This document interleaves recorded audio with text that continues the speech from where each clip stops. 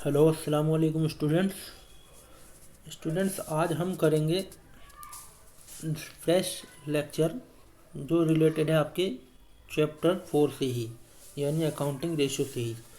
इस इस लेक्चर के बाद आपका अकाउंटिंग रेशो का जो चैप्टर है वो फिनिश हो जाएगा। लेकिन आज का चैप्टर शुरू करने से पहले आज का लेक्चर शुरू करने से पहले हम ये देख लेते हैं कि हमने पिछली क्लास में क्या पढ़ा था। तो पिछली क्लास में हमने 3 रेशो को देखा था। एक तो शुद्ध कार्यशील पूंजी आवर्त अनुपात यानी कि net working capital turnover ratio, दूसरा ग्रॉस प्रॉफिट रेशो या सकल लाभ अनुपात, और तीसरा ऑपरेटिंग रेशो या संचालन अनुपात। तो शुद्ध कार्यशील पूंजी और आवर्त अनुपात या net working capital turnover ratio क्या दिखाता है? ये दिखाता है कि सेल्स में और नेट वर्किंग कैपिटल में क्या रिलेशनशिप है, यानी कि कितनी सेल होने पर हमें कितनी नेट वर्किंग कैपिटल रखनी है, या नेट वर्किंग कैपिटल में अगर हमारा 1 रुपया इन्वेस्ट रहता है तो हम उससे कितनी सेल कर पाते हैं, यही दिखाता है net working capital turnover ratio. यानी कि ये कैलकुलेट किया जाता है सेल्स बटे नेट वर्किंग कैपिटल। सेल्स का मतलब gross sales minus sales return, और नेट वर्किंग कैपिटल का मतलब होता है current asset minus current liability. इसी तरीके से दूसरा रेशो है ग्रॉस प्रॉफिट रेशो या सकल लाभ अनुपात। तो ये रेशो ये दिखाता है कि जो कंपनी की ग्रॉस प्रॉफिट है वो सेल की तुलना में कितना है, और इसको निकालने का फॉर्मूला होता है gross profit divided by net sales into 100। ये फॉर्मूला अप्लाई करेंगे तो हमारे पास सकल लाभ अनुपात निकल कर आ जाएगा या ग्रॉस प्रॉफिट रेशो निकल कर आ जाएगा।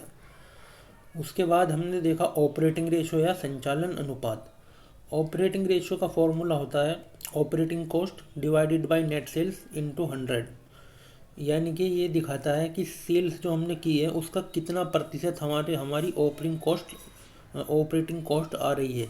यानी कि अगर 100 रुपये की सेल है तो उस पर कितनी ऑपरेटिंग कॉस्ट हमारी आ रही है, यही दिखाता है संचालन अनुपात या ऑपरेटिंग रेशो। अब बात आती है कि ऑपरेटिंग कॉस्ट क्या होती है। तो ऑपरेटिंग कॉस्ट का मतलब होता है cost of goods sold plus operating expenses.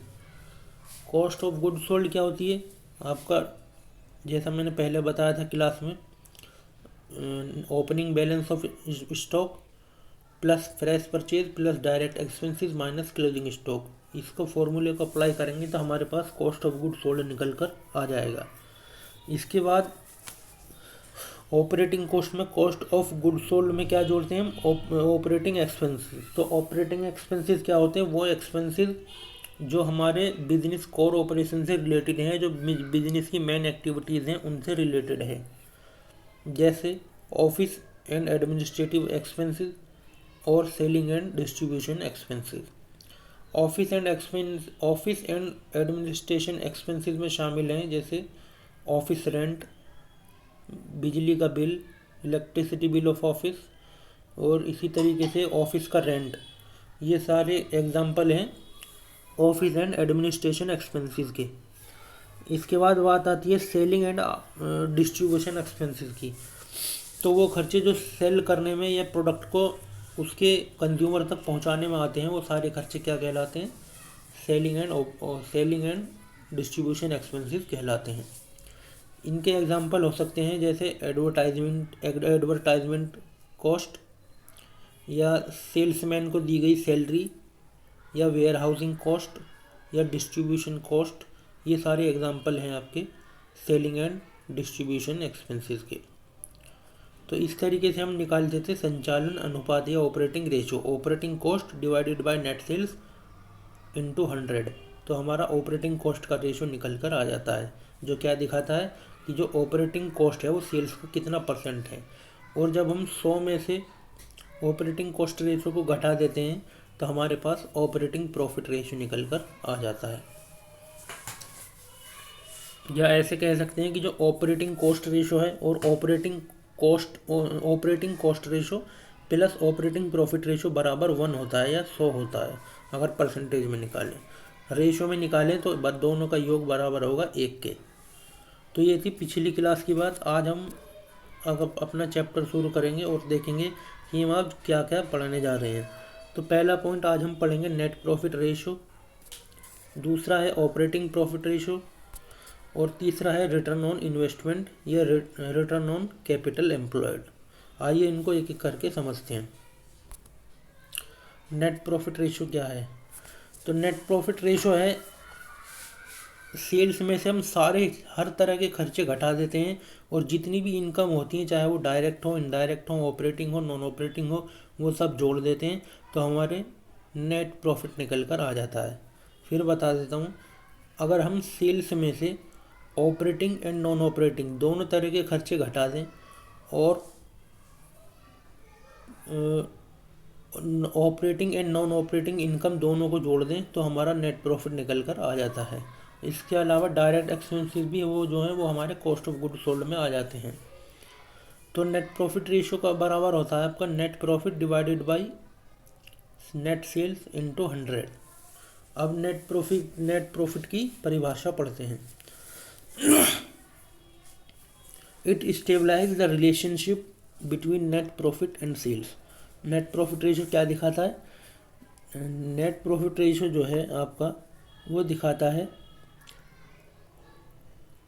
Relationship between profit and sale, यानी कि नेट प्रॉफिट और सेल्स में रेशियो दिखाता है, रिलेशनशिप दिखाता है।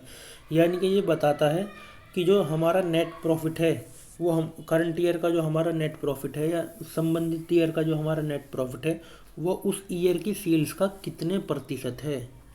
मिसाल के तौर पे अगर सेल्स 1000 रुपये है और प्रॉफिट 300 रुपये है तो जो नेट प्रॉफिट रेशो है वो हमारा 30% आ जाएगा। तो ये होता है नेट प्रॉफिट रेशो। इसका फॉर्मूला होता है आपका net profit divided by net sales into 100।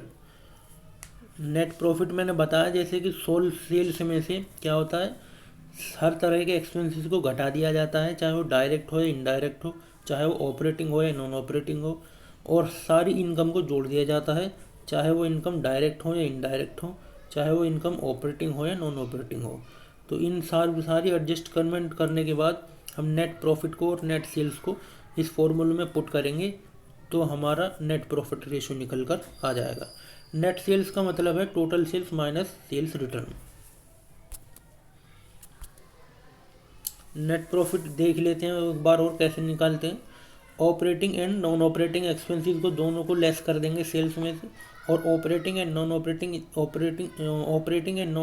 Income दोनों को जोड़ देंगे तो हमारे पास नेट प्रॉफिट निकल कर आ जाएगा। उसके बाद नेट सेल्स हम निकालेंगे, total sales minus sales return. अब हम देखेंगे ऑब्जेक्टिव्स एंड इम्पोर्टेंस। तो पहला ऑब्जेक्टिव जो है या जो इम्पोर्टेंस है नेट प्रॉफिट रेशियो का वो है टू मेज़र प्रॉफिटेबिलिटी, यानी कि जो व्यवसाय हम कर रहे हैं वो कितना लाभप्रद है, कितना प्रॉफिटेबल है, वो हमें कुछ प्रॉफिट कमा कर दे रहा है या नहीं दे रहा है, हमें लॉस हो रहे हैं या प्रॉफिट हो रहे हैं, प्रॉफिट हो रहा है तो प्रॉफिट कितना हो रहा है, अब प्रॉफिट को बढ़ाने के लिए हमें क्या करना चाहिए, या लॉस हो रहा है तो लॉस को मिनिमाइज़ करने के लिए हमें क्या चाहिए, क्या करना चाहिए। तो ये सारी चीज़ निकालने के लिए वो जो ऑब्जेक्टिव है, जो नेट प्रॉफिट रेशियो है वो निकाला जाता है।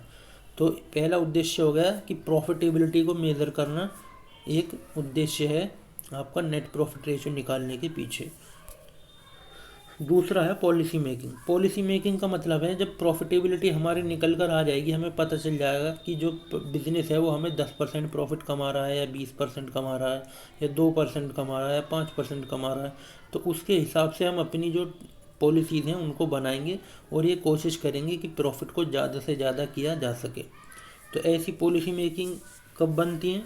ये पॉलिसी तब बनती है जब हमारे पास जो डाटा है प्रॉफिटेबिलिटी का वो इकट्ठा हो जाता है। उसके बाद ही हम पॉलिसी बनाएंगे कि अब आगे हमें इस प्रॉफिट को कैसे मेंटेन करना है और कैसे इसको बढ़ाने की कोशिश करनी है। तो पॉलिसी मेकिंग भी ऑब्जेक्टिव होता है नेट प्रॉफिट रेशियो निकालने के पीछे। दूसरा है कंपैरिजन। अब कंपैरिजन दो तरीके से हो सकता है, या तो इंटर फर्म कंपैरिजन या इंट्रा फर्म कंपैरिजन।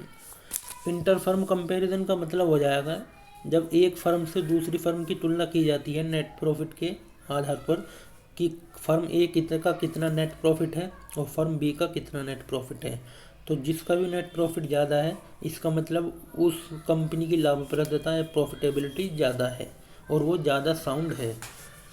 इसी तरीके से अगर हम इंट्रा फर्म कंपैरिजन कर रहे हैं तो इंट्रा फर्म कंपैरिजन में हम क्या कर रहे हैं, फर्म तो सेम रहेगी लेकिन एक अकाउंटिंग पीरियड का दूसरे अकाउंटिंग पीरियड से हम कंपैरिजन करते हैं कि 2009 में हमें कितना प्रॉफिट हुआ और 2010 में हमें कितना प्रॉफिट हुआ, फिर उन दोनों का हम कंपैरिजन करेंगे कि किस में ज़्यादा हुआ।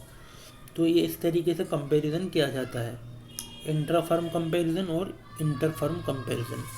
तो प्रॉफिटेबिलिटी के आधार पर हम कंपैरिजन भी कर सकते हैं, जो एक उद्देश्य है, महत्व है नेट प्रॉफिट रेशियो निकालने के पीछे। चौथा है टू मेजर मैनेजमेंट एफिशिएंसी। अगर प्रॉफिटेबिलिटी हमारी ज़्यादा होगी तो इसका सीधा सा मतलब निकलेगा कि जो हमारी मैनेजमेंट की पॉलिसीज़ हैं या जो हमारा मैनेजमेंट है वो इफ़िशिएंट है, वो इफ़िशिएंटली वर्क कर रहा है, तभी हमारा हाई प्रॉफिट निकल कर आया है। और अगर हाई प्रॉफिट निकल कर नहीं आया इसका मतलब है कि हमारे मैनेजमेंट में कोई ना कोई कमी रह गई है। अब हम देखेंगे ऑपरेटिंग प्रॉफिट रेशियो। आइए पढ़ते हैं ऑपरेटिंग प्रॉफिट रेशियो के बारे में। It measures the relationship between operating profit and sales, यानी कि जो ऑपरेटिंग प्रॉफिट रेशियो है वो किस में रिलेशनशिप दिखाता है, ऑपरेटिंग प्रॉफिट और सेल्स में। It is computed by dividing the operating profit by the net sales. और ये कैसे निकाला जाता है, इसको निकालने के लिए हम ऑपरेटिंग प्रॉफिट को नेट सेल्स से डिवाइड कर देते हैं और 100 से मल्टीप्लाई कर देते हैं, तो हमारा ये प्रतिशत में निकल कर आ जाता है। तो ऑपरेटिंग प्रॉफिट का मतलब ये हुआ कि जो हमारा ऑपरेटिंग प्रॉफिट है, ऑपरेटिंग प्रॉफिट मतलब वो प्रॉफिट जो हमें हमारे मेन बिजनेस एक्टिविटीज़ से मिला है, जो हमारे कोर बिजनेस ऑपरेशन है उनसे जो हमें प्रॉफिट हुआ है उनको कहते हैं हम ऑपरेटिंग प्रॉफिट। तो उस ऑपरेटिंग प्रॉफिट को निकालेंगे और उसको नेट सेल से डिवाइड करके जो रेशियो आएगा निकल कर उसको हम 100 से मल्टीप्लाई कर देंगे, तो हमारा ऑपरेटिंग प्रॉफिट रेशियो परसेंटेज में निकल कर आ जाएगा। इसका फॉर्मूला होता है operating profit divided by net sales, यानी कि ऑपरेटिंग प्रॉफिट को नेट सेल से डिवाइड करेंगे, एक वैल्यू निकल कर आएगी, उसको 100 से मल्टीप्लाई कर देंगे, तो हमारे पास नेट ऑपरेटिंग प्रॉफिट या ऑपरेटिंग मार्जिन फॉर्मूला हमारा निकल कर आ जाएगा। अब बात करते हैं ऑपरेटिंग प्रॉफिट की कि ऑपरेटिंग प्रॉफिट कैसे निकालते हैं। तो सेल्स में से हम सीधा सीधा ऑपरेटिंग कॉस्ट घटा देंगे तो हमारे पास ऑपरेटिंग प्रॉफिट निकल कर आ जाएगा। ऑपरेटिंग कॉस्ट का मतलब है cost of goods sold plus office and administration expenses plus selling and distribution expenses. इस तरीके से हमारा ऑपरेटिंग कॉस्ट निकल कर आ जाएगी। जैसा कि अभी दूसरा फॉर्मूला आया है, ये क्या दिखाता है कि ऑपरेटिंग कॉस्ट बराबर cost of goods sold plus operating expenses. Operating expenses मतलब office and administration expenses plus selling and distribution expenses. Operating profit को और कैसे निकाल सकते हैं हम, नेट प्रॉफिट में नॉन ऑपरेटिंग एक्सपेंसेस हम जोड़ देंगे और नॉन ऑपरेटिंग इनकम हम घटा देंगे, तो हमारे पास ऑपरेटिंग प्रॉफिट निकल कर आ जाएगा। हम ऐसा करते क्यों हैं, क्योंकि जब हम नेट प्रॉफिट निकालते हैं तो हम सारे खर्चों को सेल्स में से घटा देते हैं और सारे इनकम को सेल्स की जो ग्रॉस प्रॉफिट है उसमें जोड़ देते हैं। तो नेट प्रॉफिट में से एक तरीके से ऑपरेटिंग और non operating expenditure and income सब एडजस्ट होते हैं। तो इसलिए अगर हम ऑपरेटिंग प्रॉफिट निकालना चाहते हैं तो हम क्या करेंगे, सेल्स में से सिर्फ उन्हीं एक्सपेंसेस को घटाने देंगे जो ऑपरेटिंग नेचर के हैं और उसी इनकम को जोड़ेंगे जो ऑपरेटिंग नेचर की इनकम है। बाकी जो नॉन ऑपरेटिंग नेचर के आइटम हैं, चाहे वो एक्सपेंसेस हो या इनकम हो, उनकी हम रिवर्स एंट्री कर देंगे। यानी कि सेल्स में से हम नेट प्रॉफिट निकालने के लिए क्या करते हैं, नॉन ऑपरेटिंग एक्सपेंसेस को लेस करते हैं, तो हम क्या करेंगे, इसको वापस ऐड कर लेंगे। इसी तरीके से नॉन ऑपरेटिंग इनकम को हम जोड़ते हैं नेट प्रॉफिट निकालते समय, तो इसको वापस घटा देंगे तो हमारे पास ऑपरेटिंग प्रॉफिट निकल कर आ जाएगा। तो सीधा सीधा जो फॉर्मूला ऑपरेटिंग प्रॉफिट का होगा वो होगा net profit plus non operating expenses minus non operating income. Operating profit ratio बराबर 100 माइनस ऑपरेटिंग रेशो, यानी कि ऑपरेटिंग रेशो अगर हमें दिया हुआ है तो हम ऑपरेटिंग प्रॉफिट रेशो इस फॉर्मूले से भी निकाल सकते हैं। कैसे निकालेंगे, 100 में से ऑपरेटिंग रेशो को माइनस कर देंगे तो हमारे पास ऑपरेटिंग प्रॉफिट रेशो निकल कर आ जाएगा। या हम इसको एक इस तरीके से भी कह सकते हैं कि operating profit ratio plus operating ratio बराबर होता है 100 के, यानी कि 100%। और अगर हम उसमें प्रोबेबल उसमें एक यूनिट की इकाई में निकालना चाहते हैं तो हम इसको परसेंटेज में ना निकालें, अगर अनुपात में निकालें तो थोड़ी इसका रेशो ये भी हो सकता है कि operating profit ratio plus operating ratio बराबर 1। अगर परसेंटेज में निकाल रहे हैं तो 100 में से माइनस करेंगे ऑपरेटिंग रेशियो को ऑपरेटिंग प्रॉफिट रेशो निकालने के लिए, और अगर हम रेशो में निकाल रहे हैं तो 1 में से माइनस करेंगे। इस तरीके से हमारे पास जो है एक रिलेशनशिप निकल कर आई कि operating profit ratio plus operating ratio बराबर 1 या परसेंटेज में 100। अब देखेंगे हम objective and importance of operating profit ratio.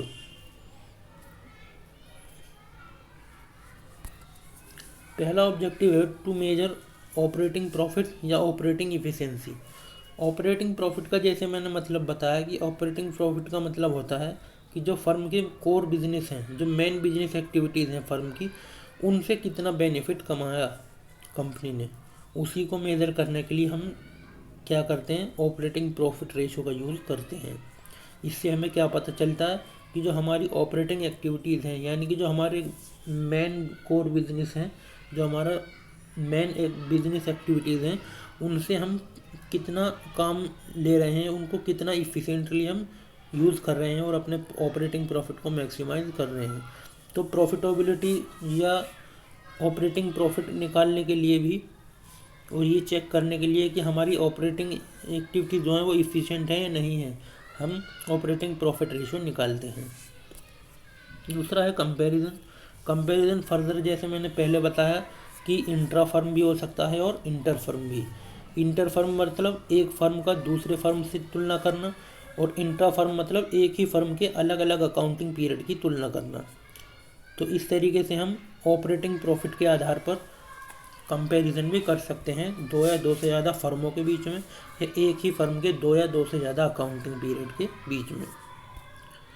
दूसरा है पॉलिसी मेकिंग। जब हम ये जान लेंगे कि जो ऑपरेटिंग एक्टिविटीज़ हैं वो हमें कितना प्रॉफिट कमा कर दे रही हैं, तो हम ये कह पाएंगे कि वो प्रॉफिट हमारी इफ़िशिएंसी, हमारी ऑपरेटिंग एक्टिविटीज़ की जो इफ़िशिएंसी है उसके हिसाब से सही है या कम है या ज़्यादा है। अब ऑपरेटिंग प्रॉफिट अगर हमारा कम है तो हम पॉलिसी मेकिंग ऐसी बनाएंगे कि हम अपने ऑपरेटिंग प्रॉफिट को बढ़ा सकें, और अगर हमारा ऑपरेटिंग प्रॉफिट ज़्यादा है तो हम अपनी पॉलिसी को ऐसा बनाएंगे कि जो ये प्रॉफिट निकल कर आया है ज़्यादा, ये हमारा मेंटेन रहे आगे के वर्षों में भी। तो इस तरीके से हम पॉलिसी मेकिंग में भी यूज़ करते हैं ऑपरेटिंग प्रॉफिट रेशो को। अगला है रिटर्न ऑन इन्वेस्टमेंट और capital employed. It shows the relationship between EBIT and capital employed, यानी कि जो रिटर्न ऑन इन्वेस्टमेंट रेशो है या return on capital employed ratio है वो क्या दिखाता है, वो EBIT और कैपिटल एम्प्लॉयड के बीच में रिलेशनशिप दिखाता है। EBIT का मतलब है earning before interest and tax. Earning before interest and tax, इसका फॉर्मूला क्या है, और रिटर्न ऑन कैपिटल एम्प्लॉयड या रिटर्न ऑन इन्वेस्टमेंट का फॉर्मूला हम दो तरीके से निकाल सकते हैं। एक तरीके में तो हम क्या करेंगे, कैपिटल एम्प्लॉयड को असेट साइड से निकालेंगे और दूसरे तरीके में हम कैपिटल एम्प्लॉयड को लाइबिलिटी साइड से निकालेंगे। तो जब हम असेट साइड से कैपिटल एम्प्लॉयड को निकालते हैं तो हमारा फॉर्मूला बनता है EBIT बटे total assets minus total current liability. जब हम टोटल असेट्स में से टोटल करंट लाइबिलिटीज़ को लेस कर देते हैं तो हमारे पास कैपिटल एम्प्लॉयड निकल कर आ जाता है। या टोटल असेट और टोटल करंट लाइबिलिटी के अलावा हम एक चीज़ और भी कर सकते हैं। यहाँ हम क्या करेंगे, net fixed asset plus net working capital जोड़ देंगे डिनोमिनेटर में, यानी कि total asset minus total current liability ना लिखकर हम net fixed asset plus net working capital भी लिख सकते हैं। अब नेट फिक्स्ड असेट कैसे निकालेंगे, total fixed asset minus depreciation charge, जितना भी उन फिक्स्ड असेट पर डेप्रिसिएशन लगा है उसको घटा देंगे तो नेट फिक्स्ड असेट की वैल्यू हमारे पास आ जाएगी। दूसरा हम उसमें जोड़ेंगे नेट वर्किंग कैपिटल को। नेट वर्किंग कैपिटल का मतलब है current asset minus current liability.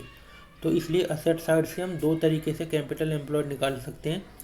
एक तो निकालेंगे total asset minus total current liability, दूसरा कैसे निकालेंगे, net fixed asset plus net working capital.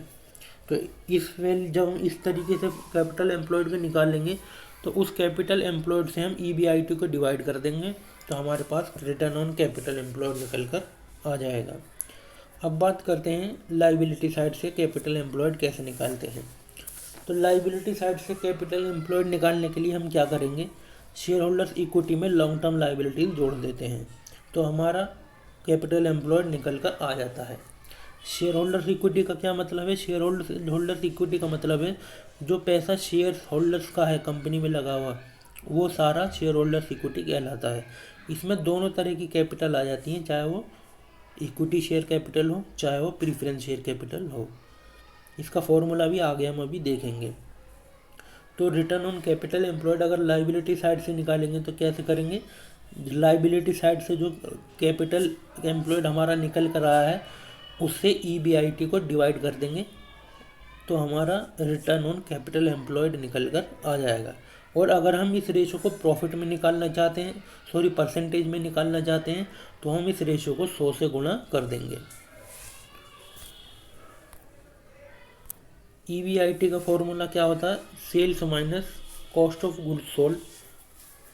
Cost of goods sold का मतलब है opening stock plus purchase plus direct expensive minus closing stock. तो sales minus cost of goods sold minus operating expensive plus non operating income. इस फॉर्मूले को apply करेंगे तो हमारे पास EBIT निकल कर आ जाएगा। फिर देख लेते हैं एक बार, सेल्स में से कॉस्ट ऑफ गुड्स सोल्ड ना माइनस करेंगे तो हमारे पास ग्रॉस प्रॉफिट निकल कर आ जाएगा। उसमें से फिर हम ऑपरेटिंग एक्सपेंसेस को घटा देंगे और नॉन ऑपरेटिंग EBIT निकालने के लिए हम सेल्स में से कॉस्ट ऑफ गुड्स सोल्ड को घटाएंगे तो हमारे पास ग्रॉस प्रॉफिट निकल कर आ जाएगा। और ग्रॉस प्रॉफिट में से फिर हम ऑपरेटिंग एक्सपेंसेस घटा देंगे और नॉन ऑपरेटिंग इनकम को जोड़ देंगे तो हमारे पास EBIT निकल कर आ जाएगा। दूसरा है कैपिटल एम्प्लॉयड। तो एक फॉर्मूला तो कैपिटल एम्प्लॉयड का यही है जो असेट साइड पर बेस्ड है, वो है net fixed asset plus net working capital.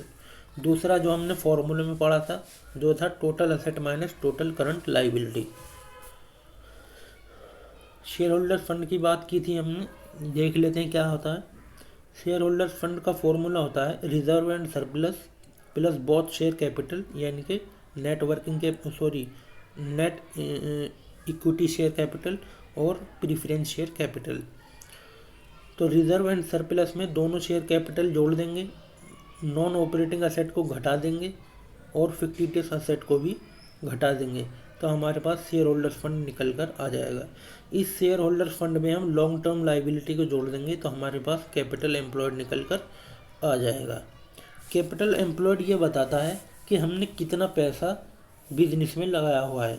अब बिजनेस में दो तरीके का पैसा लगता है, या तो वो खुद का अपना पैसा जिसे हम शेयर होल्डर्स फंड कहते हैं, और या उधारी का पैसा जिसको हम लॉन्ग टर्म लाइबिलिटी कह रहे हैं। इन दोनों ही पैसों को हम अपने बिजनेस में लगाते हैं तो इन दोनों का जोड़ या इन दोनों का योगफल ही हमारा कैपिटल एम्प्लॉयड कहलाता है। तो ये था अब तक की कहानी। अब देखते हैं हम objective and importance of return on capital employed. पहला है to know overall performance. Overall performance इसलिए कहते हैं क्योंकि जब हम EBIT निकालते हैं तो उसमें सारे तरीके के खर्चे और लगभग सारे खर्चे और इनकम एडजस्ट कर देते हैं कुछ को छोड़कर। तो वो क्या होता है, पूरे बिजनेस की इफिशियंसी को दिखाता है। तो जब हम रिटर्न ऑन कैपिटल एम्प्लॉयड निकालते हैं तो इसका मतलब होता है कि जितना भी पैसा हमने कंपनी में लगाया है, चाहे वो हमारा खुद का हो चाहे वो उधारी का हो, उस पूरे पैसे से हम कितना कमा रहे हैं, इसी चीज़ को दिखाता है रिटर्न ऑन कैपिटल एम्प्लॉयड। तो एक तरीके से ये क्या दिखाता है, ओवरऑल परफॉर्मेंस, यानी कि जितना भी पैसा हमने लगाया हुआ है बिजनेस में उन सब से कितना पैसा हम प्रॉफिट के रूप में कमा रहे हैं, या ओवरऑल परफॉर्मेंस हमारी कैसी है, इसी चीज़ को दिखाता है रिटर्न ऑन कैपिटल एम्प्लॉयड। दूसरा है to know efficiency of using fund. Fund का मतलब है जो फंड हमने इकट्ठा किया है, यानी पैसा हमने इकट्ठा किया है, चाहे वो हमारा खुद का हो या वो उधारी का हो, वो कितनी इफ़िशिएंटली हम वर्क कर रहा है, उस पैसे से हमने कहाँ कहाँ इन्वेस्टमेंट किया है, और वो जो पैसा हमारा लगा हुआ है उधारी का भी और अपना भी, वो कितना इफ़िशिएंटली रेवेन्यू जनरेट कर रहा है, ये जानने के लिए भी हम रिटर्न ऑन कैपिटल एम्प्लॉयड निकालते हैं। तीसरा है कंपैरिजन। कंपैरिजन का मतलब वही बात है फिर, इंट्रा फर्म कंपैरिजन और इंटर फर्म कंपैरिजन। जैसा कि मैंने पहले बताया था कि इंटर फर्म कंपैरिजन मतलब दो या दो से ज़्यादा फर्मों की एक दूसरे से तुलना इंटर फर्म कंपैरिजन कहलाती है, और इंट्रा फर्म का मतलब है एक ही फर्म के दो या दो से ज़्यादा अकाउंटिंग पीरियड की आपस में तुलना इंट्रा फर्म कंपैरिजन कहलाता है। तो कंपैरिजन करने में भी हम रिटर्न ऑन कैपिटल एम्प्लॉयड को यूज़ कर सकते हैं। तो ये थी आज की कहानी। यहाँ तक आपके जो 4 चैप्टर हैं शुरू के एनालिसिस ऑफ फाइनेंशियल स्टेटमेंट की बुक के, वो 4 चैप्टर पूरी तरह फिनिश हो गए हैं। आगे हम अगले चैप्टर को शुरू करेंगे। तब तक के लिए धन्यवाद।